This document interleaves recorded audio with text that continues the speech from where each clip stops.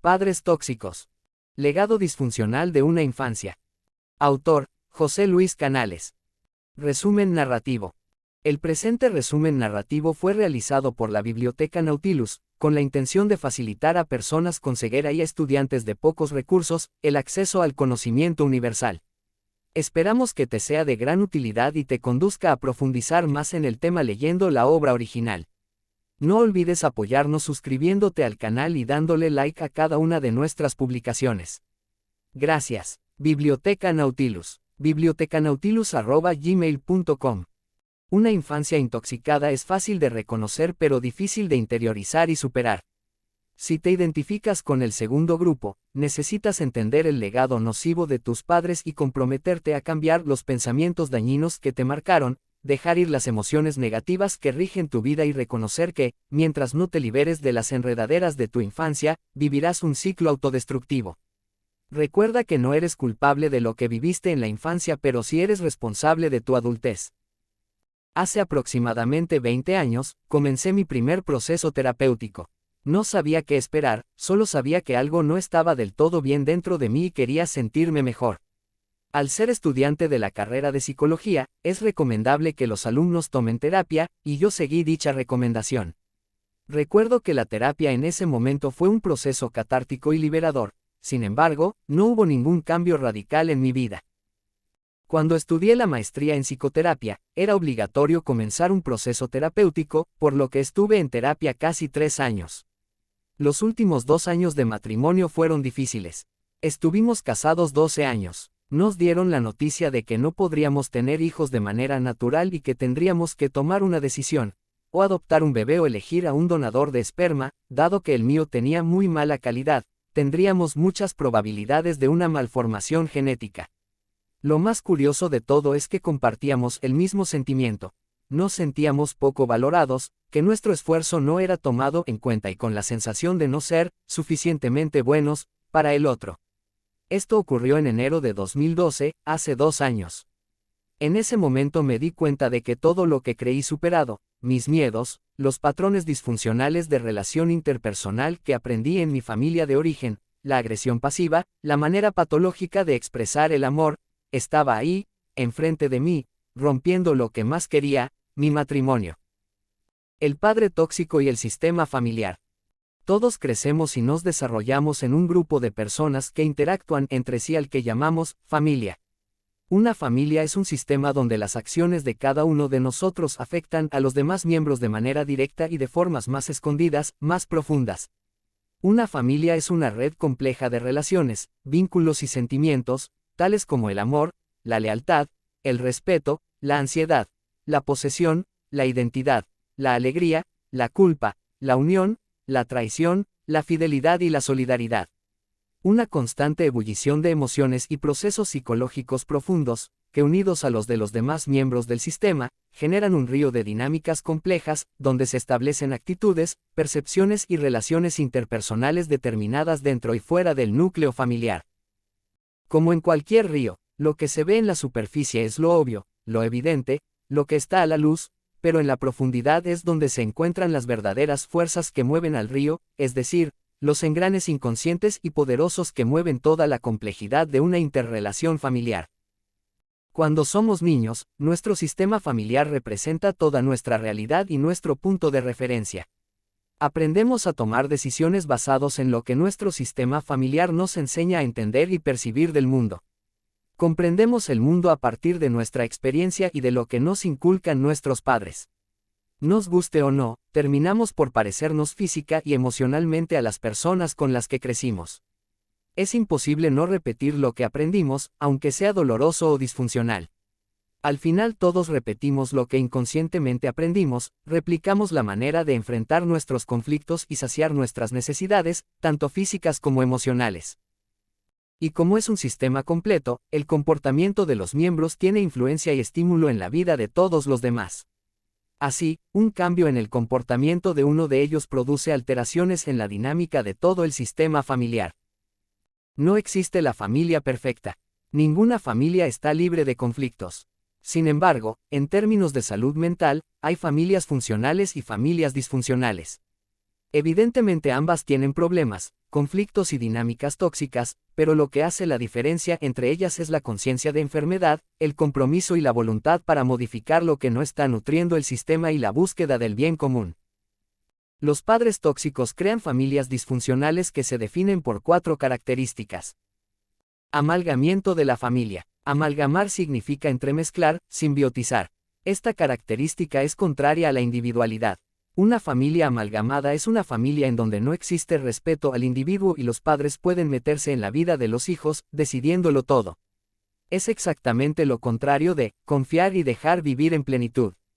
Este patrón de conducta disfuncional impide la formación de una personalidad sana, ya que inhibe el espacio vital físico, psicológico y espiritual de una persona. El concepto de estar juntos, no por gusto, sino por obligación, es diferente al concepto de una familia unida, donde existe apoyo y respeto a las necesidades individuales. El otro extremo, disfuncional también, es la indiferencia, que también es dañina. Suele manifestarse en los polos opuestos, estratos sociales muy bajos o muy altos. Por desgracia, como las conductas enfermizas de los padres se mezclan con el amor y la sensación de lealtad que los hijos tenemos hacia ellos, en el fondo, como niños y adolescentes, necesitamos justificar a nuestros padres y asumimos la responsabilidad de su comportamiento, a pesar de que sus acciones sean destructivas e irracionales. No importa cuán tóxico sea un padre, el niño necesita defenderlo. A pesar de que a cierto nivel, el niño entienda que su padre se está equivocando, lo justificará o actuará, como si no hubiera pasado nada. Los hijos de padres tóxicos crecemos con estas 2 doctrinas. No valgo, no soy lo suficientemente bueno. Soy débil, fracasaré y nunca lograré que mis padres estén orgullosos de mí. Estas creencias son tan poderosas que se mantienen en el interior, aun cuando la edad adulta haya llegado.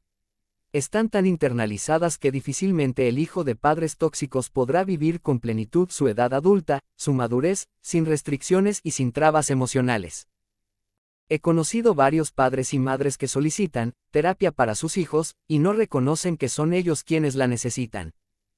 Jimena, su esposa hacía 7 años, le pidió una separación, y ante su negativa, le pidió el divorcio definitivo. Javier llegó a terapia deprimido y enojado. En la primera sesión, él reportó que ella se quejaba de su mal humor, de su impulsividad y su incapacidad para controlar su agresión. La principal razón por la cual Jimena decidió terminar su matrimonio con Javier, fue que le asustaba su mal manejo de la ira y su alta violencia verbal. Me di cuenta de que allá afuera debe haber millones de adultos con un niño interior lastimado y maltratado que, por desgracia, no sabe cómo amar sin lastimar, cómo comunicarse sin agredir al otro. En ese momento decidí escribir este libro. Todo conflicto es fundamentalmente contradicción, discrepancia, incompatibilidad, antagonismo. Se contraponen tendencias subjetivas opuestas pero de intensidad similar, que resulta imposible o muy dificultoso satisfacer simultáneamente. Se produce como consecuencia una tensión interior que llega en ocasiones a volverse angustia, y si ésta se prolonga es causa de trastornos psicológicos dentro de la familia. En un conflicto interpersonal siempre se ven involucrados 2 o más protagonistas que aprecian y desean disfrutar de bienes, no necesariamente materiales, que por su carácter, o dadas las circunstancias, son o se consideran de esencia excluyente de unos o de otros y por lo tanto surgen pugnas competitivas. Tan es así, que si los objetivos fuesen considerados alcanzables para todos, no se daría nunca el conflicto. La familia es la célula primaria de cualquier sociedad, por lo que el conflicto es inseparable a la cotidianeidad familiar. Sin embargo, este hecho, aunque nos parezca indeseable y anormal, intolerable e inexplicable, es natural e inherente a la vida sana dentro de una familia. La cuestión es cuando el sistema familiar, por su disfuncionalidad, convierte un conflicto en un problema, experimentando con altos niveles de ansiedad hasta llegar a la violencia. El nacimiento de un ser humano es la aparición de una nueva conciencia humana en un conjunto interpersonal ya bastante complejo que no podrá seguir siendo el mismo ni comportándose de la misma manera. Con esto quiero hacer notar que desde el punto de partida de la existencia singular y única de un ser humano, esta comienza con un conflicto. Desde el punto de vista obstétrico, el parto mismo es una especie de batalla, que es para madre e hijo, un momento angustiante y doloroso.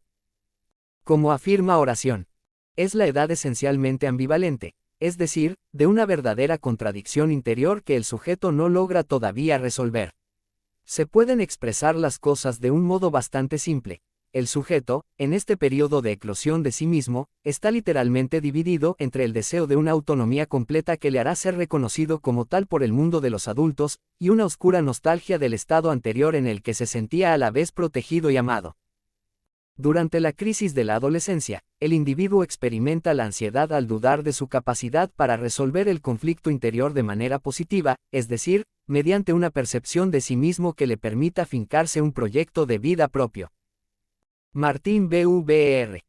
Cuando voy por la calle, absorto en mis pensamientos, en mis reflexiones y alguien me detiene y me pregunta, «Señor, ¿sabe usted dónde está la librería más cercana?», me veo obligado a dejar mis pensamientos y me sitúo en un nuevo contexto, en el contexto de la realidad. Como ya lo vimos, aunque quizás se crea deseable, es imposible encontrar una familia libre de conflictos interpersonales. Cada miembro familiar tiene una manera diferente de mirar la vida y entenderla.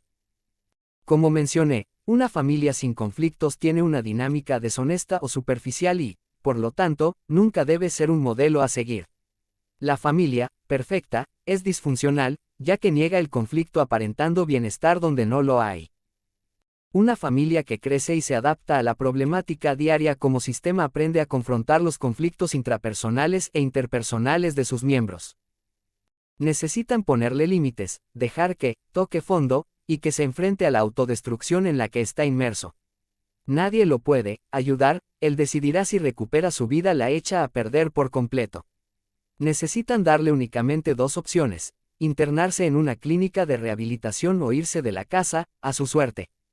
Tiene que tener claro que todos en la casa están sufriendo por su enfermedad y que no están dispuestos a seguir viviendo de esa manera, siendo cómplices de su autodestrucción. Los efectos de haber sido abusado de niños son el centro de la problemática que vivimos como adultos. Las heridas emocionales que vivimos cuando éramos niños, al ser hijos de padres destructivos, la falta de protección y de congruencia, de guía y de estabilidad, la falta de amor incondicional hacia nosotros, pero sobre todo, la gran volubilidad emocional que se vive en un hogar disfuncional, son tan dolorosos, que no solo generan temor y creencias erróneas en nuestra percepción, también nos dejan con un vacío profundo, con sentimientos de minusvalía y desolación para el futuro. Por eso es común que quienes son hijos de padres tóxicos busquen llenar ese vacío con algo del exterior: alcohol, drogas, comida, sexo, o alguien que convertimos en el centro de nuestra vida. Los hijos de padres tóxicos suelen establecer relaciones en las que se ama demasiado, hasta el punto de perderse en el otro. Este es el origen de las relaciones codependientes. Como el vacío existencial tiene su origen en el abuso emocional vivido en la infancia, tendemos a buscar sanarlo como lo aprendimos en casa, con conductas autodestructivas. Dado que la persona se siente desesperada al sentir tanto dolor y soledad, pretende llenar el vacío con lo que no le ha funcionado hasta este momento, es decir, con más situaciones dolorosas, sexo peligroso o agresivo, relaciones con personas abusivas, relaciones sin compromiso y sin verdadera intimidad. Abuso físico. Conlleva una herida física intencional, incluso las que resulten en moretones, huesos rotos, cicatrices y lesiones físicas internas y externas. Lo increíble del asunto es que los padres, aunque no negaban los golpes que infligían a su hijo, no podían entender la relación entre ello y el bajo nivel académico de Lázaro. Abuso emocional. Tiene que ver con expectativas y demandas irracionales que van más allá de las capacidades reales del niño.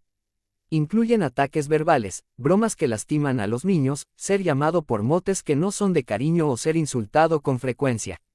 También incluye amenazas constantes que ponen al niño en una situación de constante alerta. Implica también ser controlado mediante la manipulación. Este tipo de abuso es más difícil de reconocer y diagnosticar que el abuso verbal o el sexual, debido a que implica maltrato psicológico.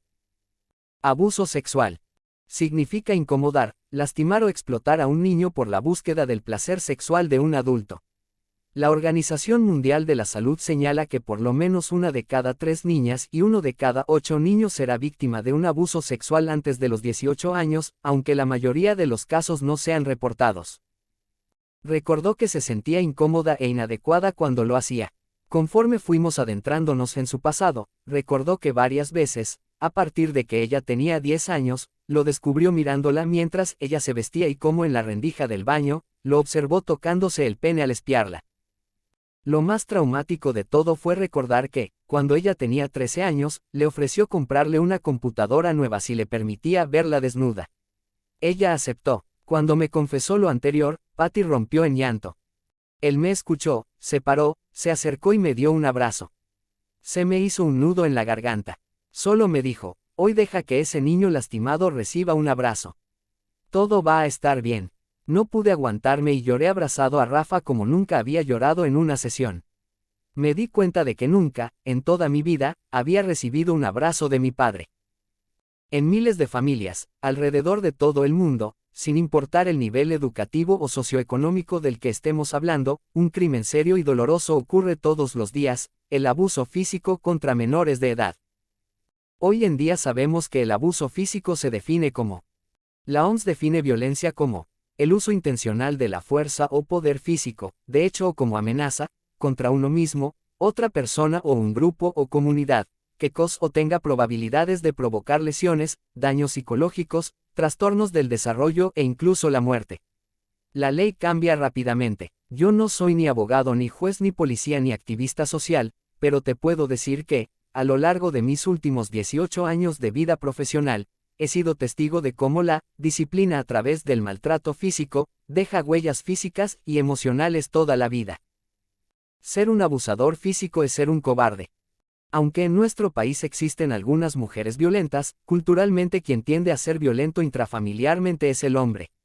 En nuestro país, del total de personas generadoras de violencia, 91 de cada 100 son hombres y el resto son mujeres.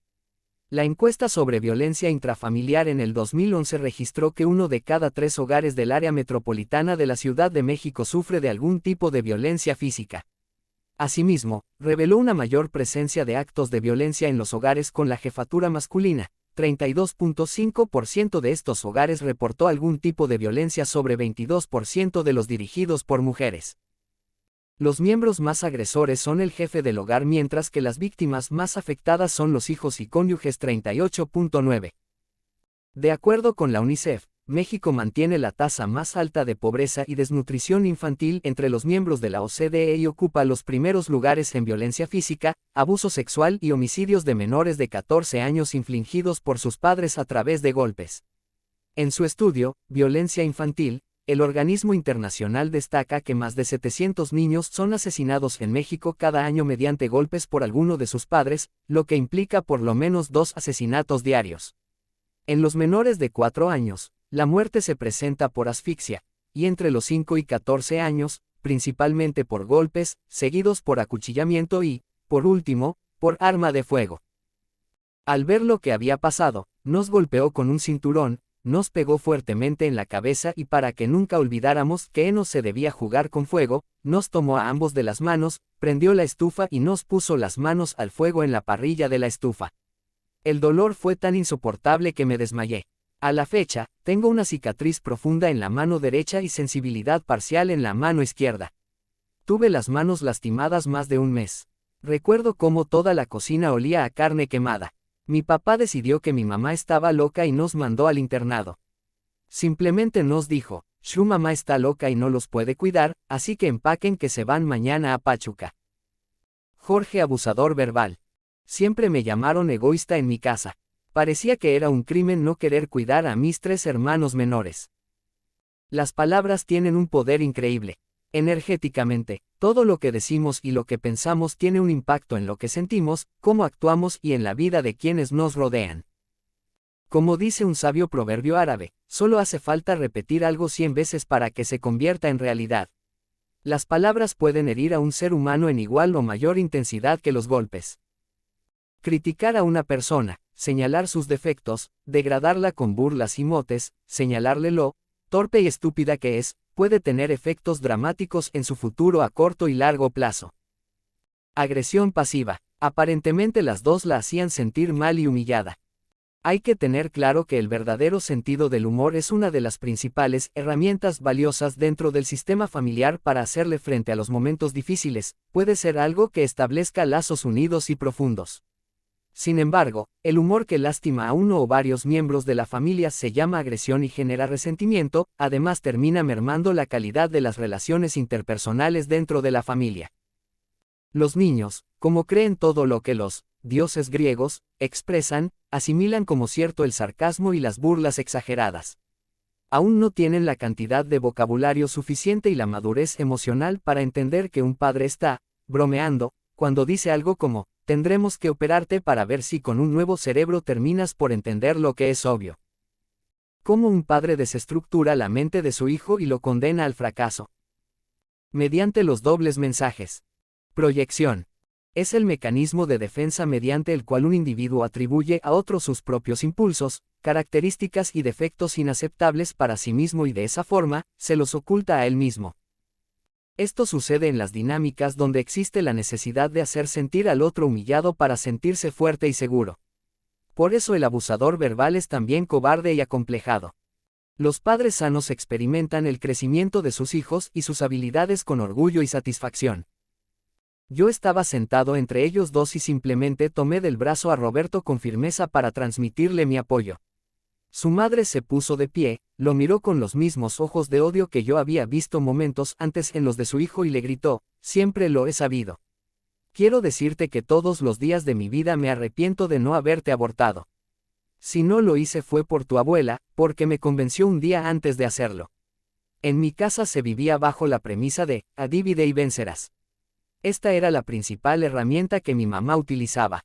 Mis padres nos pedían que nos lleváramos bien, y desde mi infancia hasta la edad adulta, escuché hasta el cansancio que no hay nada más importante que los hermanos.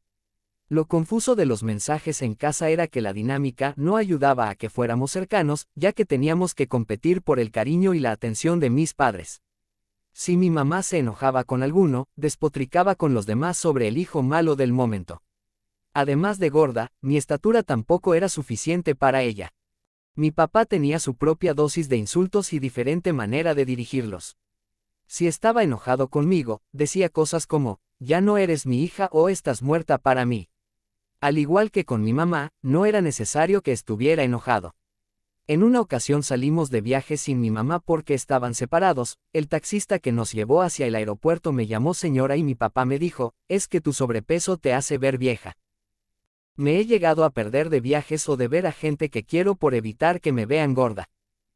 Julia, una atractiva actriz de teatro y televisión de poco menos de 30 años, acudió a terapia conmigo hace 3 años. A pesar de aparentemente tenerlo todo, se mostraba insatisfecha y refería que nada estaba bien en su vida. Se sentía deprimida y frustrada. Había terminado de grabar un papel secundario en una telenovela que fue exitosa y que le había permitido negociar para hacer una película. A pesar de todo, Julia estaba convencida de que su vida no valía la pena y experimentaba un fuerte vacío emocional. Tenía una buena relación de pareja con Joel, otro chico actor, también exitoso y guapo, sin embargo, ella se sentía decepcionada con su vida. No fue difícil encontrar el origen de este sentir. Julia es hija de una madre soltera y desde que se acuerda, su madre le decía que, todo lo que hacía lo hacía por y para Julia. Su madre quería lo mejor para ella, que viviera todas las oportunidades que, al haber quedado embarazada, no pudo vivir. La madre de Julia trabajó duro para sacarla adelante. A pesar de que su situación económica no era holgada, Julia acudió a una escuela católica de niñas de clase media alta y estudió en Chicago un año para aprender inglés.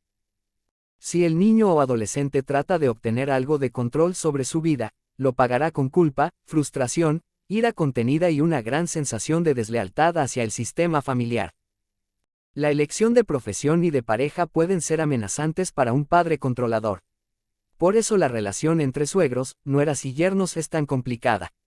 Normalmente, los padres tóxicos no confían en la elección que hicieron sus hijos y consciente e inconscientemente buscan hacerles ver el gran error que cometieron manteniendo una relación tensa con las parejas de ellos. Esto motiva al niño a hacer lo que los padres quieren para luchar por su amor. Esta técnica maquiavélica de divide y vencerás genera grandes enemistades y distanciamientos entre hermanos en la edad adulta. Cuando padres tóxicos controlan a un hijo en exceso mediante la intimidación, la culpa y el abuso emocional, este reaccionará en alguno de dos sentidos, o acepta la forma de vida que sus padres eligieron para él, o se rebela en exceso. Sin embargo, en ambos casos, se inhibe la separación emocional real hacia los padres. Le dije a mi amiga que nos bajáramos, me paré y me salí del vagón, y ella atrás de mí con gran desconcierto. Estaba desesperada. Trataba de tranquilizarme y tranquilizarla, le decía que ya me estaba sintiendo mejor, pero sentía que algo malo me estaba pasando. Estaba fuera de mí. Le pedí que tomáramos un taxi de regreso a su casa porque en mi mente si tenía que llevarme al hospital el taxi era más seguro que el tren. Descansé tanto. Me sentí comprendida, en buenas manos. Me sugirió que comenzáramos a trabajar emocionalmente para saber qué parte de mi historia había desencadenado esto. Así comenzó mi proceso terapéutico.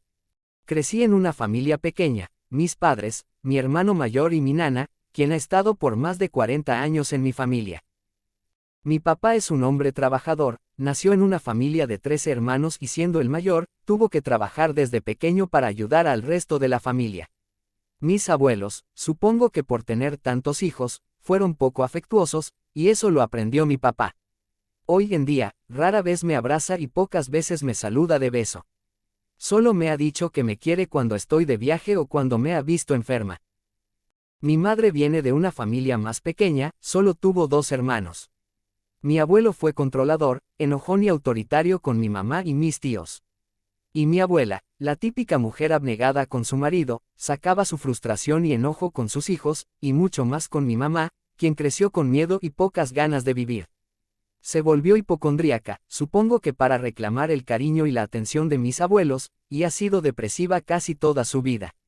Al igual que mi papá, tampoco tuvo demostraciones afectivas de mis abuelos ni de sus hermanos.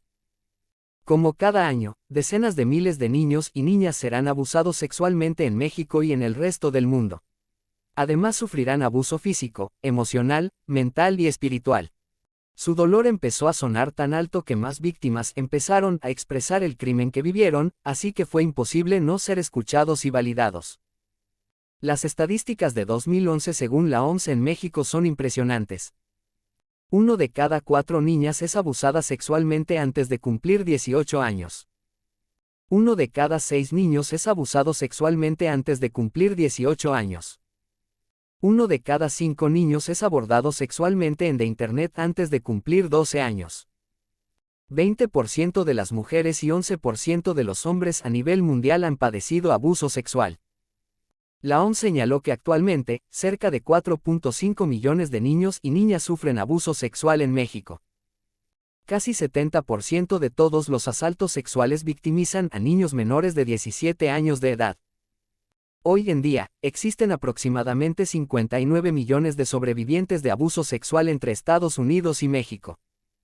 La edad media de los abusos sexuales denunciados es de 9 años. Más de 20% de los niños varones es abusado sexualmente antes de cumplir 8 años. Cerca de 50% de las víctimas de sodomía, violaciones con objeto y tocamientos forzados, son niños y niñas menores de 12 años. Existen 15 formas en las que se puede manifestar el incesto abierto o cerrado. Padre toca sexualmente al niño. Padre obliga al niño a tocarlo sexualmente. Padre habla sexualmente, que no es lo mismo que hablar de sexo con el niño, es decir, el padre tiene excitación durante una plática sexual. Padre fotografía al hijo desnudo con el propósito de usar las fotos como pornografía infantil. Realidad. Puede ser que el niño tenga una personalidad seductora, pero la responsabilidad y la madurez siempre deben recaer en el adulto y no en el menor. De tal forma que siempre el adulto es el responsable del abuso. Esto significa que puede ser cualquiera. Es más, en ocasiones se trata de gente comprometida con su trabajo, con su comunidad y hasta con su religión. He trabajado con víctimas cuyos agresores han sido curas, monjas, policías, profesores, psicólogos y trabajadores sociales. Por desgracia no es fácil identificar a un pedófilo. Mito: el incesto se da como resultado de la abstinencia sexual. El abuso sexual implica también algún tipo de abuso físico, psicológico y espiritual. Afecta todas las áreas de la vida, como en el caso de Emilio, pues es el resultado de un plan de engaño hacia el menor. No es algo que le sucede al niño, sino que es algo que se hace con conciencia y dolo en contra del menor. Trends in Child Abuse and Neglect, A National Perspective, A. Russell habla sobre la afección del abuso sexual y cómo varía en cada caso, describe cómo será la magnitud del daño después del abuso en todas las áreas de la vida. Es claro que cada persona es diferente y reaccionará de manera única a su herida física y emocional, dependiendo de su personalidad, de sus recursos emocionales y de su historia de vida. Sin embargo, este especialista, en su profunda y acertada investigación, señala los siguientes factores de los que dependerá la respuesta traumática de la víctima de abuso sexual. Es común que durante la experiencia sexual, el abusador exprese a la víctima que lo que está sucediendo en realidad no está pasando. Es decir, es común que mientras un adulto penetra a un niño u obliga al niño a penetrarlo, le diga verbalmente, esto es un sueño, esto no está pasando, todo esto está sucediendo solo en tu imaginación, por lo que el niño pierde la capacidad de confiar en su propio juicio y tiende a desarrollar una personalidad frágil a la que se le dificulta distinguir la fantasía de la realidad. El abuso cerrado es poderoso pues le enseña a la víctima a no confiar en su memoria, sus sentimientos, su intuición y su percepción de la realidad, ya que es un abuso camuflado. Cuando el abusador del niño es su propio padre, aquel que le enseña la realidad es el mismo que lo enseña a negarla.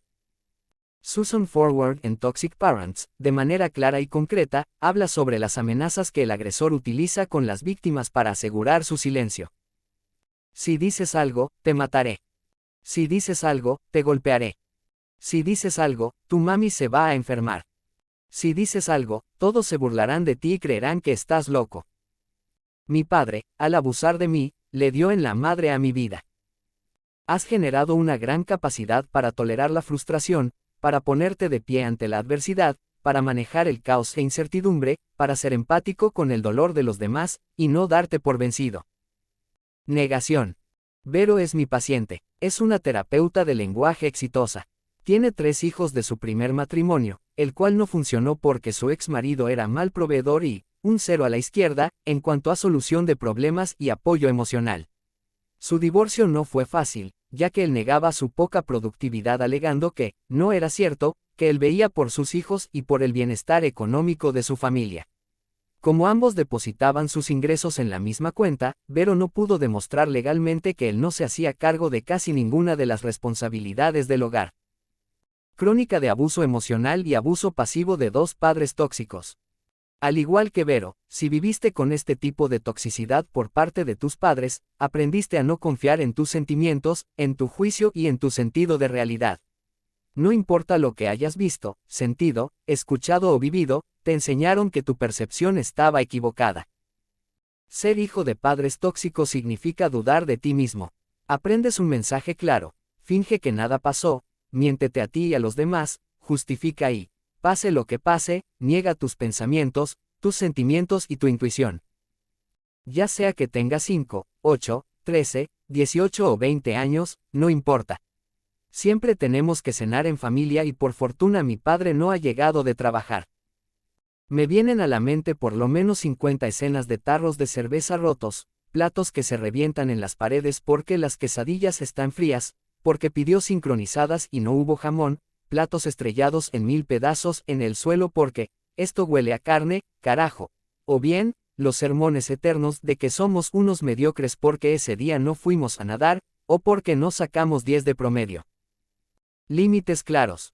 En una familia sana, cada uno de los miembros distingue los límites, esas líneas claras y suaves que nunca hay que cruzar y en caso de hacerlo, habrá alguna consecuencia. Esas líneas indican no violar derechos ni físicos ni psicológicos de los demás. Los límites físicos incluyen el cuerpo y las posesiones materiales, como los juguetes de los hermanos y la ropa, las cosas de los padres y de la familia. Los psicológicos, aunque son invisibles, incluyen el sentido de intimidad, de autorrespeto y de independencia ante todos los demás miembros del sistema familiar. Los límites psicológicos se desarrollan a partir de que el niño aprende a respetar y defender los límites físicos. En una familia sana, un basta o un hasta aquí deben ser suficientes para que los miembros del sistema identifiquen que están violando los derechos de los demás. Las reglas familiares y la congruencia al apego de estas ayudan a determinar los propios límites como miembro del sistema familiar. Existen reglas abiertamente establecidas y otras que son implícitas, pero son entendidas por toda la familia. Hay reglas sutiles, como respetar cuando alguien se mete al baño y no intentar entrar, o bien, que los niños dejen de caminar desnudos por la casa cuando crecen. Los límites de una familia sana evolucionan conforme crece la familia, y se adaptan a las necesidades de la etapa de vida que vive el sistema familiar. Actualmente atiendo un caso de un adolescente de 15 años, Sebastián, que fue suspendido del colegio en el que estaba pues envió una foto de una compañera desnuda por las redes sociales. Comunicación contradictoria, dobles mensajes. En las familias funcionales, la comunicación entre los miembros es directa y clara, los mensajes son congruentes, es decir, las palabras de los padres son sustentadas con acciones y con lenguaje corporal. Así, los miembros se escuchan, se comunican viéndose a los ojos y dan prioridad a la comunicación aunque al mismo tiempo realicen otra actividad. Puede ser que platiquen mientras la familia prepara la cena. Unos cocinan, otros ponen la mesa y algunos solo observan, lo importante es de lo que se está hablando. Cuando una pregunta se hace, por incómoda que sea, se contesta, no se ignora. El sistema familiar cerrado, nosotros podemos solos. En un sistema familiar sano sus miembros interactúan con una comunidad más grande y están inmersos en todo un mundo más allá de la familia. Sus miembros se relacionan y son independientes a su núcleo de origen. Y al contrario, hay familias disfuncionales que tienen pocos vínculos fuera del sistema familiar y, por lo tanto, demandan la total atención de sus miembros. Falta de equilibrio, los extremos del conflicto. Como ya vimos, el conflicto es parte de la vida y es una parte inherente a la familia. Lo más importante es que los hijos de familias sanas aprenden que ningún conflicto es para siempre, aprenden a ceder y a negociar y, sobre todo, a perdonar. Una diferencia de opinión no se asocia con abandono, maltrato o ningún tipo de abuso. No sabe enfrentar el conflicto. Cuando nos hemos molestado, simplemente se aleja. Y luego de platicarlo, sabe que por lo menos conmigo tiene derecho a enojarse, a estar en desacuerdo y a expresar lo que siente, lo cual no implica que dejaré de quererlo y considerarlo uno de mis dos mejores amigos. Revisar las características básicas de una familia abusiva puede servirte para identificar si creciste en una. Si te identificaste con mi experiencia o con alguna de los otros 7 casos mencionados, es posible que seas hijo de padres tóxicos y que necesites sanar lo aprendido para liberarte de ese legado de miedo, agresión y abuso. Su conducta nunca me permitió encontrar en ella una figura de amor incondicional o de apoyo emocional. Nunca recibí un abrazo, ni siquiera un beso de esos que dan con fuerza las mamás. Por supuesto, también yo fingía no necesitarlo. Nunca escuché un quiero, amo, estoy orgullosa de Tai. De su parte nunca hubo empatía hacia mí. Jamás me preguntó cómo me sentía y nunca se interesó por mis sentimientos. Como ella era la madre, tenía la autoridad para saber qué era lo mejor para mí sin preguntar. No tenía sentido protestar, el resultado era la imposición de su opinión a gritos. El único sentimiento claro que tuve hacia ella fue de miedo. Decidí incluir este capítulo porque me parece fundamental que hablemos de la relación del alcohol y de las sustancias adictivas con respecto al abuso familiar. La principal causa de violencia contra las mujeres fue el exceso en el consumo de alcohol. 4 de cada 10 personas que intentaron suicidarse en nuestro país lo hicieron bajo el influjo del alcohol. En 7 de cada 10 suicidios consumados, la víctima estaba intoxicada con alcohol. En 5 de cada 10 homicidios, la víctima estaba alcoholizada. 7 de cada 10 asesinos cometió el crimen bajo los efectos del alcohol o alguna otra droga. Cuando bebemos en exceso suceden 2 cosas. Perdemos el control de nuestros pensamientos y acciones. Hay 3 puntos cardinales para entender a una persona adicta a una sustancia. Compulsión, no puedo dejar de fumar, beber, consumir cierta sustancia. Las fases por las que pasa una persona antes de desarrollar la enfermedad son las siguientes. Uso. La persona empieza por usar la sustancia de manera ocasional, sin presentar pérdida de control o abuso de la misma. Dependencia a la sustancia. Síndrome de abstinencia. Conjunto de síntomas y signos consecuencia de la reducción o interrupción en la administración de una sustancia psicoactiva, después de un tiempo de uso prolongado. Una relación codependiente consiste en estar centrados, casi totalmente, en otra persona. Una negación inconsciente de nuestras verdaderas necesidades y emociones, donde satisfacemos nuestras necesidades de un modo que en realidad no se satisfacen. Una continua obsesión y preocupación por los problemas del otro. Es importante tener claro que un amor que mata no es amor. Un amor que destruye no es amor. Un amor que denigra no es amor. Un amor enfermizo no es amor. Es codependencia. Todos los hijos de padres tóxicos y abusivos tenderán a ser codependientes. La codependencia tiene su origen en la infancia, cuando hay vacíos afectivos en el seno de las familias disfuncionales, y cuando las necesidades de la persona no son satisfechas. Estas carencias le impiden al niño madurar de forma adecuada y, por lo tanto, se convierte en una persona incapaz de adaptarse a las situaciones de la vida adulta y enfrentarlas de una manera sana y asertiva. Es importante recalcar que en estas familias, en general, hay algún padre disfuncional, incluso alcohólico. Cuando las necesidades del niño no fueron satisfechas en su momento y las etapas que siguen a la infancia no pudieron superarse, las crisis de desarrollo de las que hablamos con anterioridad, el desarrollo del yo auténtico, genuino y real se detiene, se estanca y empieza a aparecer un yo falso que surge desde el niño lastimado. Esto provocó su tercer internamiento en la primera clínica de rehabilitación. Recuerdo esa época con mucha tristeza. La adicción me había robado otra vez a mi mamá. Días después de que mi mamá fue internada por tercera vez, ya no aguanté.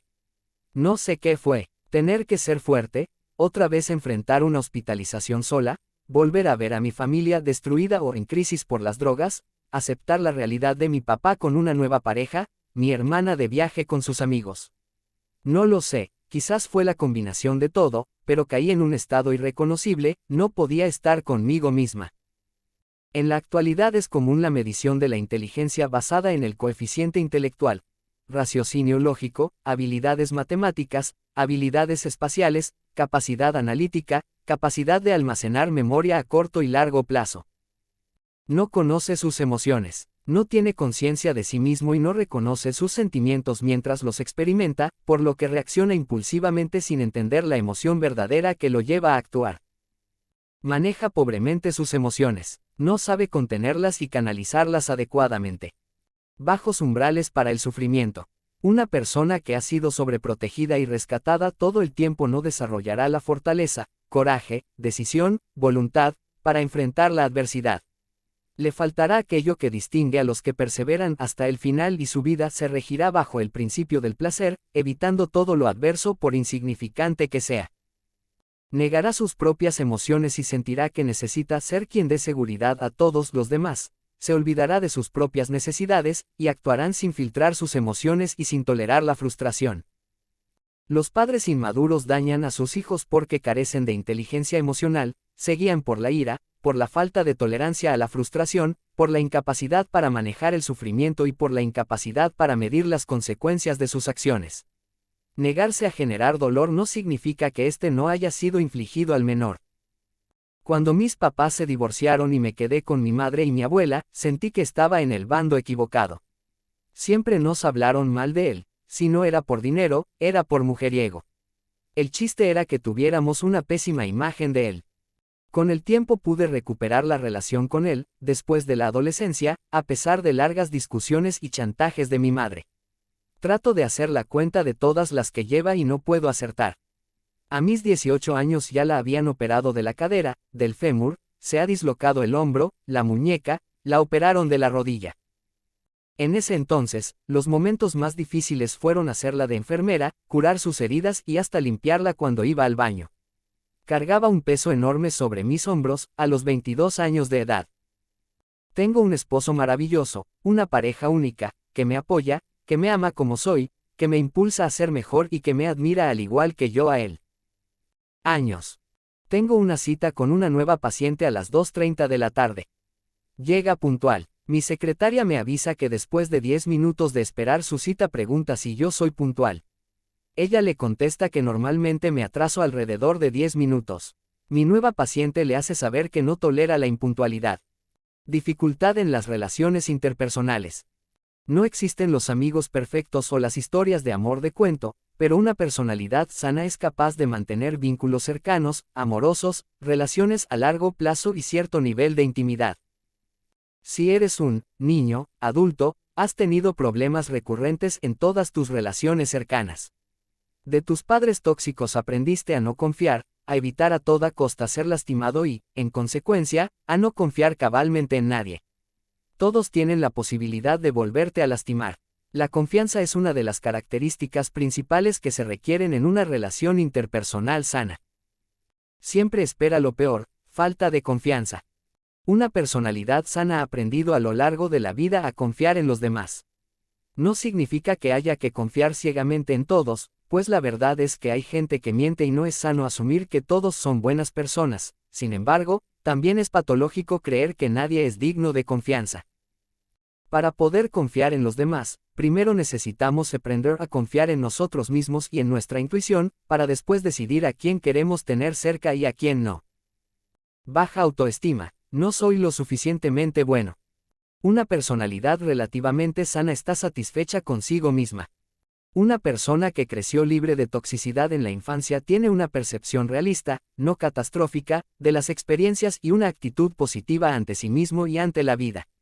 Sin ser narcisista o egocéntrica, una persona sana se ama a sí misma, se siente valiosa y digna de ser feliz.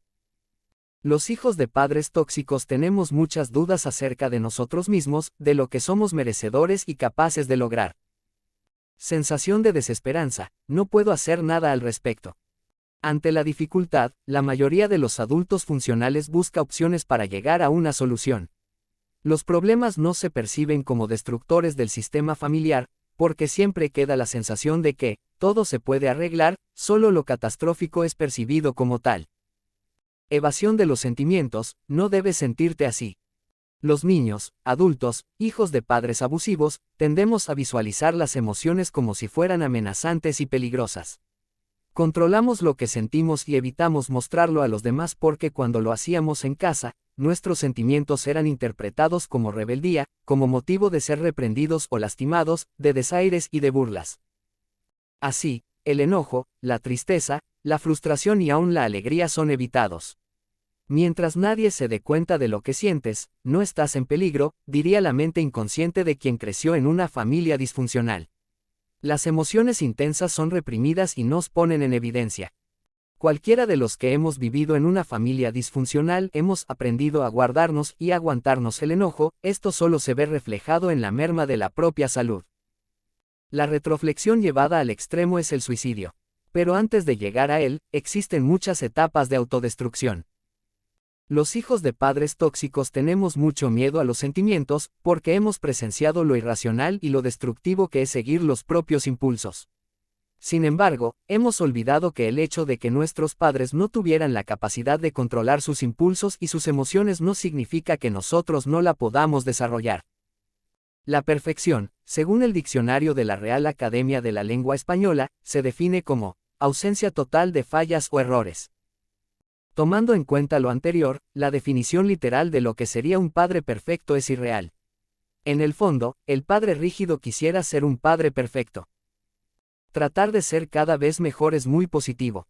El deseo de hacer las cosas lo mejor posible e intentar mejorar nuestra productividad es benéfico para nosotros y para los demás. Sin embargo, vivir con miedo al error o a tropezar solo se convierte en una fuente de ansiedad, de estrés y de autodesprecio ya que, como es imposible no fallar, los errores se interpretan como fracasos y no como aprendizajes. El perfeccionismo procede del miedo y la preocupación ante el rechazo de los demás y las expectativas que, creemos, han depositado en nosotros. Por lo mismo, los errores se consideran como una prueba de la incompetencia personal, son vistos como fuente de crítica y juicio de los demás. El hijo perfecto que ayudó a sus padres a salir de la pobreza, el hermano perfecto que ayudó a sus hermanos a estudiar una carrera, el yerno perfecto que ha ayudado a su familia política, el esposo perfecto que ayudó a su mujer a formar una asociación civil a favor de las mujeres, el jefe perfecto que da trabajo a muchas familias, el papá perfecto que ha dado todo por sus hijos y que espera de ellos 3 historias de vida perfectas. La homosexualidad de uno de ellos no cabe en ese guión de perfección. Juanma se siente en deuda con su padre. Cree que no lo puede defraudar. Acepta que siente atracción hacia los hombres, pero no puede vivir en plenitud su preferencia sexual. Primero me mato, antes de tener sexo con un hombre, afirmó en nuestra última sesión. Se sienten juzgados y lastimados por la opinión social, pero lo esconden. Esconden los sentimientos que no son aceptables por la familia, en especial el enojo, la frustración y el resentimiento. Aprenden a aparentar que todo está bien, cuando en el fondo no es así. Nunca piden ayuda, ya que aceptarla implicaría reconocer falta de autonomía. Sienten que son responsables de la felicidad de todo su entorno. Son críticos con su cuerpo y peso, su manera de vestir, su salud o sus defectos físicos. Proverbio chino. Vivir dentro de este disfraz de perfección implica renunciar a la intimidad con los demás y rechazar a la persona que eres. Consideré que mi dinámica familiar podría resolverse acudiendo los tres, mis padres y yo, con un profesional que les dejara ver que yo ya no era una niña y que podía manejarme como una adulta a mis 26 años. Por fortuna caí en manos de Dado y aunque la terapia no se dio en grupo, he entendido que todos los problemas que me hicieron llegar a él tienen solución. Desde la sesión número 1 escuché el consejo de irme de mi casa. Si yo pagara la consulta, habría pedido el reembolso de mi dinero por escuchar algo que desde que tengo 20 años tengo claro. Papá. Gracias por pagarme la terapia. Los trastornos de personalidad son un conjunto de perturbaciones o anormalidades que se dan en las dimensiones emocionales, afectivas, motivacionales y de relaciones sociales de los individuos. Una personalidad se define psicológicamente como el conjunto de rasgos mentales y de comportamiento permanentes que distinguen a los seres humanos. Grupo A. Trastorno esquizotípico de la personalidad. Grupo B. Grupo C. Se pone de manifiesto en la mayor parte de las situaciones y contextos, y abarca un amplio rango de comportamientos, sentimientos y experiencias. ¿Cómo es el trastorno narcisista de personalidad? M. A. Blaise, P. Smallwood, J. E. Groves y R. A. Rivas, Vázquez, en su artículo, Personality and Personality Disorders, describen con profundidad el trastorno narcisista de personalidad como una condición mental crónica por la cual los pensamientos y comportamientos del sujeto causan problemas en las relaciones interpersonales y en todas las áreas de su vida. El narcisista siente que es mejor que los demás, que es más inteligente y más exitoso que todos. Narcisista sin principios. Suele tener éxito y mantiene sus actividades dentro de los límites de la ley, es raro que pida ayuda terapéutica y es soberbio. El comportamiento de estos narcisistas se caracteriza por un arrogante sentido de la propia valía, una indiferencia hacia el bienestar de los demás y unas maneras sociales fraudulentas e intimidatorias. Son conscientes de que explotan a los demás y de que esperan reconocimientos y consideraciones especiales, sin asumir responsabilidades recíprocas. Las evidentes características del narcisista sin principios apoyan la conclusión de que en estas personas se mezclan características narcisistas y antisociales. ¿Cómo es el trastorno límite de personalidad? Con toda seguridad, es el trastorno de personalidad más complicado que existe, pues es una de las patologías más difíciles ya que lleva al límite cualquier conflicto, emoción, relación interpersonal, conducta autodestructiva y agresión hacia los demás. El concepto de límite es desafortunado, pues se trata de una secuela histórica de cuando este trastorno se consideraba fronterizo entre la psicosis y la neurosis. El papel del guardián emocional implica tomar como propia la responsabilidad de la vida de quien sufre del trastorno límite de la personalidad. Por desgracia no puede solucionar su tóxica relación con el mundo, sino que solo la atenúa y la justifica mediante la codependencia, ya que es imposible sentirse pleno y seguro al lado de un border. Dejan las riendas de sus vidas de lado para tomar las riendas de la carreta desbocada en la que vive el paciente límite. El guardián emocional tendrá que hacerse cargo de las cuentas bancarias, la educación de los niños, hasta tener un plan contra las frecuentes amenazas de suicidio. La intensidad de las reacciones emocionales y la ira desbocada del border afecta incluso a los más fuertes. El riesgo se da cuando, al querer manipular al otro, tienen conductas autodestructivas, tales como comer y gastar sin control, experimentar sexualmente sin protección, abusar de drogas y manejar impulsivamente, incluso llegar a intentos de suicidio. A Mirela su mamá siempre la llamó ratón, porque desde niña era calladita y no se oían ni sus pisadas. A pesar de que su padre llegaba alcoholizado en las noches y golpeaba a su mamá enfrente de ella y sus hermanos, Mirela seguía en silencio, callada y abrazada a Mimi, su muñeca y fiel compañera desde que era bebé. Te puedes apoyar en mí, el protector. Este rol es el que mejor conozco. Es el que adopté desde niño en mi casa. Cuando había gritos, violencia, platos y puertas rotas, cuando todos se iban a su espacio, yo corría a ver a mi hermano, el enano. Quería saber cómo estaba, cómo se sentía. Si la agresión era dirigida hacia él, después de la golpiza solo quería estar a su lado y constatar que estaba bien. A temprana edad entendí que era mi más preciado tesoro, la persona que más amaba en el mundo. Lo mismo me sucedía con mi madre, a pesar de que ella era abusadora pasiva y se escondía ante el abuso físico y verbal de mi padre. La buscaba para ver cómo estaba, para permitirle quejarse y para darle consejos que nunca tomaría. Me pasaba horas escuchándola y entendiendo las razones por las cuales no podía separarse de mi padre, violento, infiel e irrespetuoso. La persona que asume este rol une a la familia. Este miembro de la familia es el más sensible, el más humanitario, al que la injusticia lastima y ofende.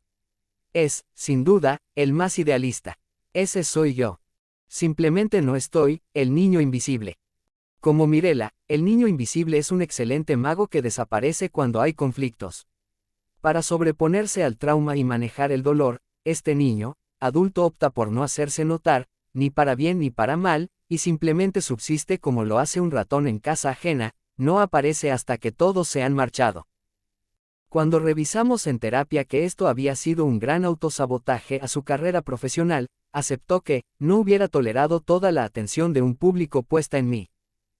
Los roles del perfeccionista, del protector y del niño invisible están diseñados para evitar el abuso en la familia y para brindar cierto control a un ambiente familiar caótico e inconsistente.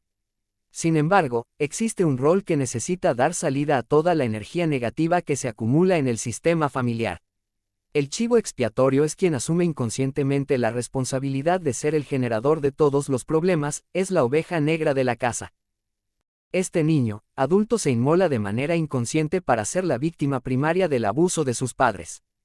Toda la ira y la injusticia van dirigidas hacia él. Es común que hoy en día este tipo de niños sean diagnosticados con síndrome de déficit por atención por hiperactividad, que muchas veces psiquiatras y psicólogos suelen diagnosticar erróneamente porque, en realidad, en muchos casos se trata de un niño con altos niveles de ansiedad y tensión internas, pues tiene el estigma de ser el hijo problema de la casa. ¿Te acuerdas de que en el capítulo del padre abusador sexual hablé de Daniela?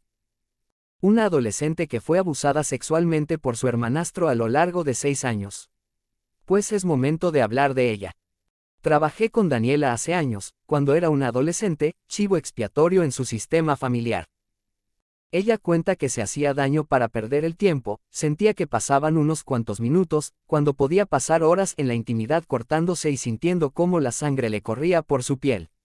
Me distrae de todo, cuando no quiero pensar en nada, sobre todo en los idiotas que viven en mi casa. Solo así logro que todo pase a segundo plano. Las preocupaciones y los regaños se van, y me siento más tranquila, reportó en la primera sesión. No hay nada que la risa no pueda remediar, el bufón. No cabe duda de que el sentido del humor es una excelente herramienta para afrontar los momentos difíciles. Adoptar la actitud, al mal tiempo buena cara, es saludable y es reflejo de una personalidad optimista y fortalecida. Sin embargo, como con todos los roles que hemos revisado, cuando el humor se convierte en un mecanismo de defensa para evitar contactar con el dolor emocional que se genera en el abuso de un padre tóxico, la persona se desconecta de sentir compasión por la propia historia y por la de los demás. Sufro, le dijo, un mal tan espantoso como esta palidez del rostro mío. Imagina que en nuestro cerebro habita una especie de lenguas de perro. Algunas babean, otras se esconden y unas más todo el tiempo están limpiándose a sí mismas. Así me imagino a mi cabeza. En el aspecto emocional encontré que estoy llena de culpabilidad. ¿Por qué nadie te respeta? Cuando uno vive así, acaba por sentirse culpable, culpable hasta de haber nacido. Hay mucha diferencia de edades entre mis hermanos y yo. He llegado a pensar que mi vida en familia fue casi como ser hija única. Primero, mi hermana, la mayor de todos, me lleva 9 años. Cuando yo nací, era para ella una muñeca, pero conforme fui creciendo, fui una piedra gigante en su zapato. Su sentir no era secreto, se desbordaba. Me mantenía al margen, me exigía, me daba órdenes, me castigaba. Esto me hizo experimentar el miedo, o más bien el terror. ¿Dónde estaba mi mamá? No lo recuerdo. Todo es mi culpa, no soy lo suficientemente bueno. Recordemos que el niño, hasta los 9 años, es egocéntrico y se siente responsable de todo lo que sucede a su alrededor. Se cree culpable del maltrato y del abuso que recibe, pensando que lo merece. El niño, adulto crece sintiendo que él fue el responsable de generar en sus padres la pérdida de control, la ira sin fronteras, el contacto sexual inapropiado o la ausencia de un trato amoroso. Se siente culpable y digno de castigo. Control, no hay ningún problema. El tema del control es central en los niños, adultos. Puede ser explicado cuando recuerdas la inestabilidad y lo poco predecible que era tu vida dentro de tu familia de origen. Evasión de sentimientos, esto a mí no me importa. La evasión no solo tiene que ver con crecer en una familia abusiva, como se describió en el capítulo 10, sino que se vuelve parte de la vida cotidiana de cualquier persona que ha vivido altos niveles de violencia, abuso o trauma. Numerosas sociedades que han experimentado la guerra desarrollan esta característica en su idiosincrasia. España, Alemania, Japón, Vietnam son algunos de los países cuya población suele evadir los sentimientos y tiene dificultad para contactar con ellos. Aquí entramos en un debate que nos podría llevar páginas y páginas sin llegar a un acuerdo. ¿Qué es ser normal? ¿Qué es lo esperado por las normas sociales?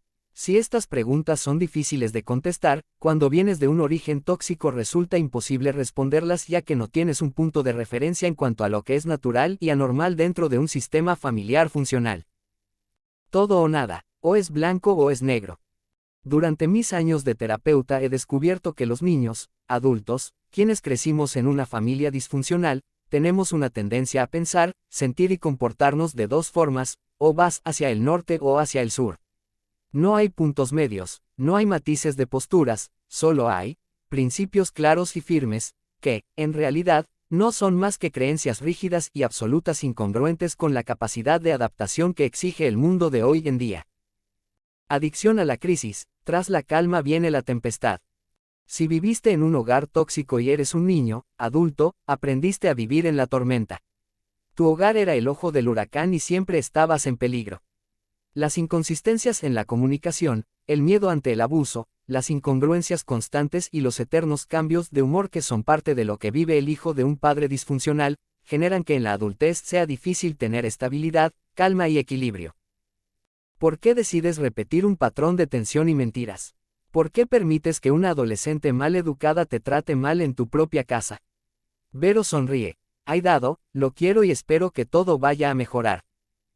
En el fondo ella sabe que la dinámica de comunicación en su matrimonio no funciona y que está inmersa en una relación tóxica. Sin embargo, eso le permite vivir en eterno conflicto y ser la víctima de sus decisiones.